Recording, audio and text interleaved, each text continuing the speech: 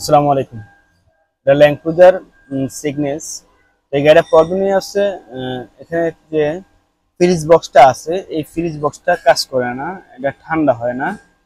তো আমরা এটা খুলতেছি, এটা আমরা খুলে চেক করব, দেন আসলে বলা যাবে এটা প্রবলেমটা কি। আসলে এভাবে বোঝা যাচ্ছে না, এটা পুরো পার্ট টু পার্ট আলাদা করতে হবে। তো আমরা অলরেডি নিচে সব খুলে ফেলাইছি, এখন যে একটা খুলে আমরা বের করে ফেলবো। একটা খুললাম, তো নিচে আমাদের খোলা শেষ, এদিকে বোল্টগুলো আমরা খুলছি।